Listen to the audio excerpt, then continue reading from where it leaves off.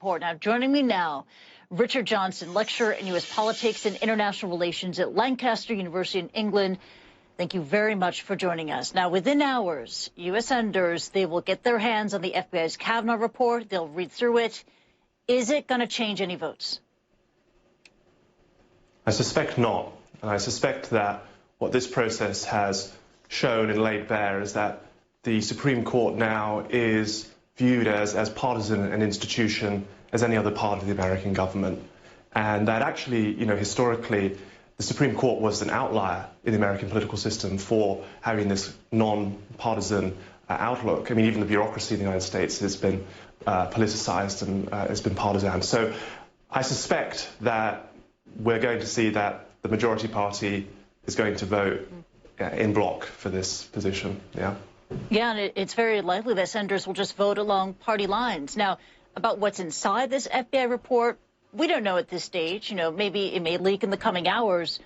But what about Kavanaugh's drinking habits and his truthfulness about it? Should that have been a major part of that report and this FBI investigation?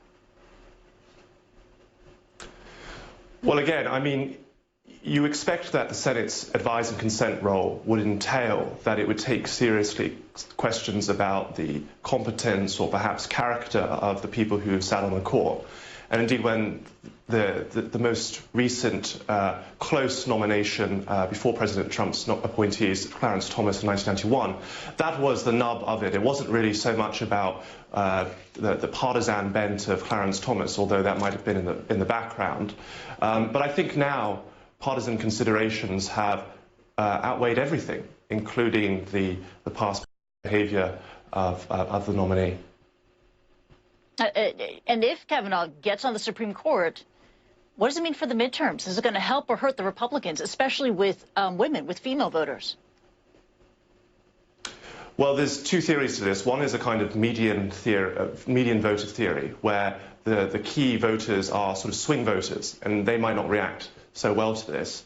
But I think there's an emerging theory in American politics, which is that elections are won by ginning up your base. And I think that this nomination riles up both bases. I think we heard that with the president's rally this week. And if you look at the polls that even were done in the battleground states like Missouri and Indiana, questioned about whether the Democratic senator's vote for or against Kavanaugh would make people more or less likely. It was about even. About as many people said that a vote against Kavanaugh would make them more likely to vote for their senator as those who said they wouldn't. So it may not actually have that much of a net effect because it'll just rile up an evenly divided country. Yeah, and let's, pull the lens way back here, as you look at this increasingly divided country, your view from Lancaster, England there, this entire process, do you feel that this has become a moment of just cultural reckoning in America? You saw in Jim Acosta's report, the video of Trump mocking Christine Blasey Ford, Trump calling for a He Too movement, saying this is a scary time for men in America. Has this become a moment of reckoning that will last far beyond the midterms?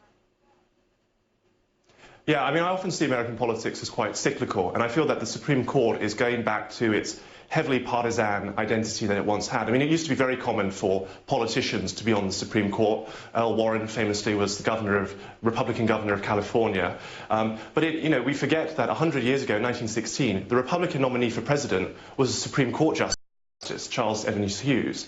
And that, when Franklin Roosevelt was president, there was sparring over the size of the court, whether he should add more or less justices. And I think we have reached a kind of a pivot point. But I think that in some ways it's a return to a politics, of a highly partisan politics of the court of, say, 100 years ago.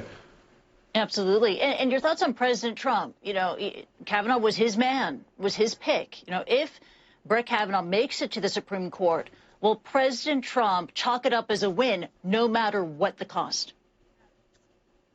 Yes, and I think that one of the reasons why 9 in 10 Republicans voted for Donald Trump in 2016, in spite of how heterodox he is on a lot of Republican policies like trade, for example, was because of the recognition of the importance of getting these justices on the Supreme Court. And, if Donald Trump does nothing else, having two appointees on the Supreme Court is a major legacy. There's still one federal court judge who was appointed by Lyndon Johnson, who's still active on a federal district court. So this could, for decades, Donald Trump's legacy would be cemented by having 2 justices on the court. Richard Johnson, appreciate your analysis. Thank you so much. Take care.